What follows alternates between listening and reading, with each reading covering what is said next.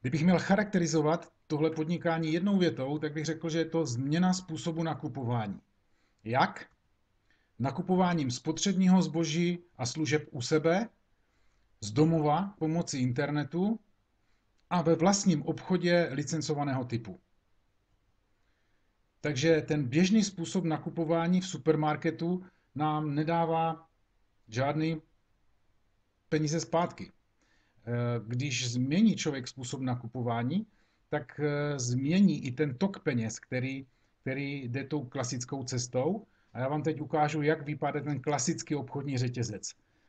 Tady je výrobce a to zboží od výrobce putuje dál někde k majiteli biznesu, nějakého majiteli obchodu, až nakonec k nám jako k zákazníkům. Takže jsme na konci obchodního řetězce, jste tady vy. Jestliže se podíváme, že my nakupujeme za nějakou 100% cenu, tak to je úplně jiná cena než výrobní. Takže když zaplatím v supermarketu u pokladny 1000 korun, hodnota toho zboží je tak maximálně 200. Kde se ztratilo těch 800?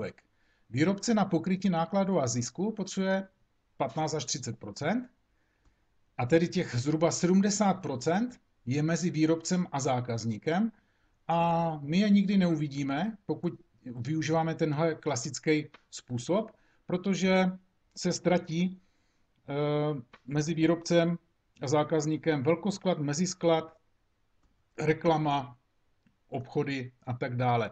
Čili doprava, to všechno, tyhle všechny mezisložky mají profit z toho, že my nakupujeme a těch 30% chce mít taky majitel obchodu nějaký rabat, aby mohl z něčeho žít a existovat. Takže tu máme běžný způsob nakupování v supermarketu. A pojďme se podívat, co se stane, když změníme tenhle vzorec, a my jsme ho změnili, a to, co vám nabízíme, že ho můžete změnit také. Takže vypadá to tak, že tady je výrobce, majitel obchodu, ten je tam taky samozřejmě, a tady jste vy jako zákazník. Jestliže člověk změní ten způsob nakupování, tak těch 70%, které jsou mezi výrobcem a zákazníkem, my dokážeme vzít zpátky k sobě, dostat do vlastní kapsy. A vypadá to tak, že vy změníte ten status na konci toho obchodního řetězce tím, že si zajistíte členskou licenci, s tím vám pomůžeme, to není žádný problém, dostanete se do pozice majitele obchodu. Takže vy se stáváte majiteli obchodu tady a díky tomu máte zaprvé úsporu času a peněz 30%, a to jenom tím, že jste změnili způsob nakupování. Už nenakupujete v běžném supermarketu u pana Teska nebo Kauflanda, ale nakupujete ve svém vlastním obchodě. Čili peníze, které jste nechávali v tom supermarketu, teď necháváte ve svém vlastním obchodě. Další věcí je to, že pokud jste majiteli toho obchodu a jste spokojeni se svým zbožím, tak ho přirozeně doporučíte. Už se vám to určitě stalo, že jste někdy doporučili cokoliv, s čím jste byli spokojeni. Takže to, co my děláme, doporučujeme a tím máme aktivní příjem. Máme zisk z prodeje 30%. Takže máte svůj okamžitý rabat. A to je velmi jednoduché, hlavně děvčata s tím nemají problém někomu něco doporučit, proto je tady tolik úspěšných děvčat. Tak a pojďme se podívat na to nejpodstatnější, a to je to, jak se vybuduje ten pasivní příjem. Ten se generuje z těchto 40%.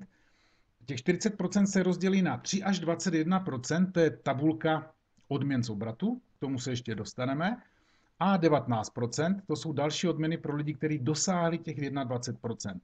A těch 19 se ještě rozdělí na 15 a 4 a pro nás budou klíčové ty 4%, a to vlastně bude námětem dalších informací, které teď dostanete. Takže změna způsobu nakupování. Moje otázka.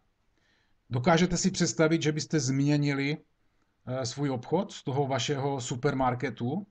Že byste peníze už nenechávali v tom běžném supermarketu, ale že byste je raději nechali ve svém vlastním internetovém obchodě? To je na začátek celý. Jo? To je ten první krok. Jo? Můžete to udělat tak, jako jsme to udělali my. Takže to je ten třetí bod, pasivní příjem, zbudování té spotřebitelské sítě, a k tomu my se teď vlastně dostaneme. Pojďme se podívat v první fázi na to, kde vaše domácnost všude utrácí, jaké výdaje pravidelné jsou z vaší domácnosti. Protože všechno, co tady vidíte, potraviny, drogerie, energie, telefony, krása, zdraví, domácí potřeby a služby, za to, když budete utrácet tady v tomhle obchodě, tak budete mít úplně jiný poměr vrácení peněz a k tomu se dostaneme. Takže dejte si teď otázku, kolik za tyhle věci v průměru vaše domácnost utratí.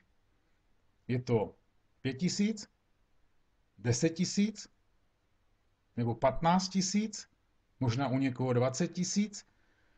My se budeme bavit za chvíli o částce pouze 5 000, to bude matematický vzor, ale věřím, že mnoho domácností výdaje za tyhle věci jsou větší než těch 5 000.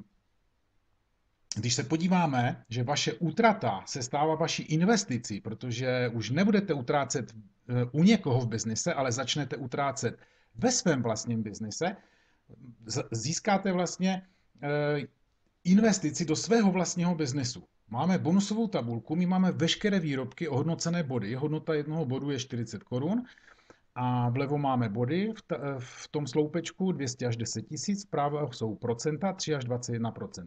Přepočtěme to na obrat, takže 200 bodů krát 40 za hodnotu jednoho bodu je obrat 8 000 korun. Při měsíčním obratu 8 000 korun je provize 3%, což je 240 korun, naopak při obratu 400 000 korun je 21%, což je provize 84 000. A mě tedy zajímalo více, jak dosáhnout 21% a to vám hned vysvětlím. Takže jestliže vaše domácnost si uděláte nákup za 100 bodů, čili to je 4 000 korun bez DPH, takže s DPHčkem počtejme tedy potom 5 000 korun, tak vaše úspora bude 1200 korun a za rok tedy vaše domácnost ušetří zhruba 14 000 korun.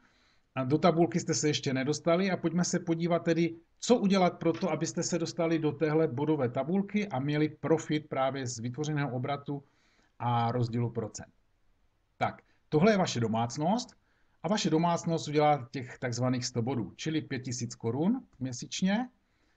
A jak jsme se bavili, to, co uděláme, dáme doporučení svým známým. Teď někdo říká, ale komu já můžu doporučit tenhle obchod? No výhoda je, že prakticky 100% populace vy můžete oslovit, myslím, populace vašich známých, protože všichni jsou spotřebitelé, všichni si myjou zuby, všichni se oblíkají, všichni třeba perou, nebo všichni si kafe třeba nedávají, ale většina z nich jsou běžní spotřebitelé, kteří musí utrácet za ty nejběžnější věci. A moje otázka na ty lidi je, jestli kromě toho, co dneska mají, se zajímají o další zajímavý zdroj příjmu a vysvětlíme jim, že je to změnou způsobu nakupování, čili čím větší obrat potom my vytvoříme, tím větší odměnu získáme. Takže je tady matematický vzor. Dokážete si představit, že 9 vašich známých, tak jako vy, změní nakupovací zvyky a místo do běžného supermarketu začne nakupovat přes svůj vlastní internetový obchod. To je na začátek celý. Dejme jim možnost, aby mohli i oni ušetřit čas a peníze tím, že nakupují sami u sebe a pro sebe a v další fázi mít z toho velmi zajímavý zdroj příjmu až pasivní zdroj příjmu, pokud vlastně dělají dál reklamu svému vlastnímu obchodu. Takže tady je 9 vašich známých, kteří si jako vy otevřeli svůj vlastní obchod a nakoupili si za 100 bodů, čili 5 000 korun. Co se stalo? 9 x 100 bodů je celkem 1000 bodů a za 1000 bodů jsme se v tabulce vpravo, když se podíváme, dostali na 6%, vynásobme to krát 40 hodnotou jednoho bodu a máte první pasivní příjem, což je 2400 korun. A to je úžasné. Co by se změnilo, kdyby vám k tomu, co máte dneska, přišlo již každý měsíc 2400 korun? No, možná, že by se tolik nezměnilo, ale co je zajímavé na tom je, že jak dlouho vám to bude chodit. Těch 2500 korun zhruba vám bude chodit do té doby, pokud vaši přátelé, vaši známí, budou spotřebitele. Jak dlouho předpokládáte, že vaši vrstevníci ještě si budou mít zuby, nebo se oblíkat, nebo pít, jíst? Budou běžní spotřebitele do té doby, pokud budou živí. No, to znamená, že jednou to postavíte a ty obraty jsou tvořeny stále dokola každý měsíc, protože člověk, když spotřebuje to zboží, tak si ho kupuje znovu. Co se děje dál? Pojďme se podívat tady o jeden krok dál.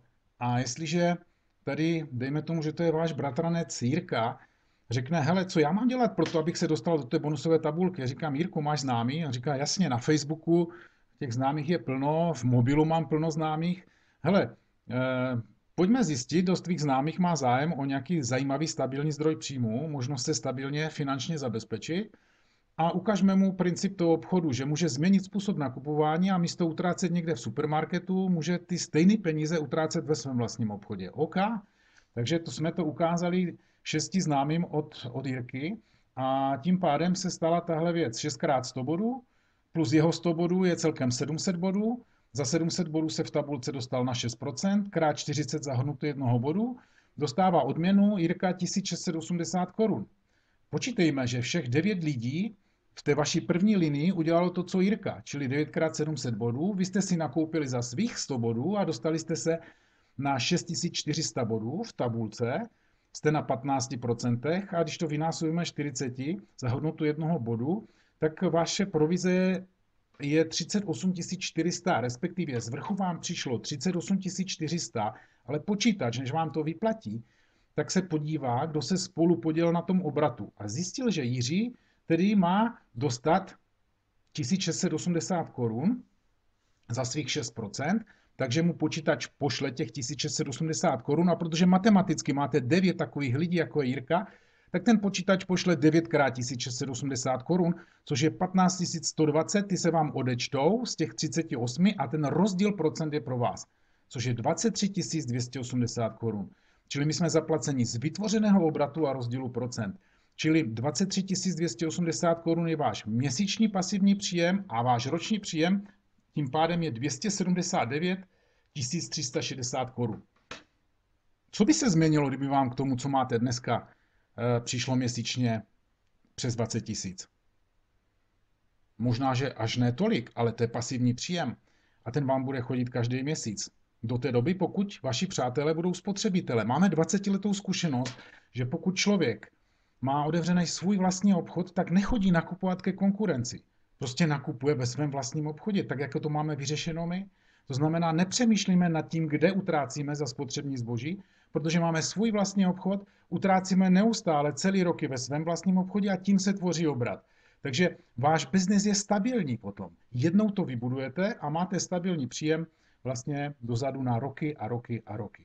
Pojďme se podívat ještě do jedné linie tady a pokud tady přibydou 3 lidé tady v téhle linii, tak matematickým vzorem, když se podíváme, to si můžete v klidu doma spočítat, tak váš měsíční pasivní příjem je 99 920 korun a roční pasivní příjem je tedy přes milion už. 1 199 040 korun.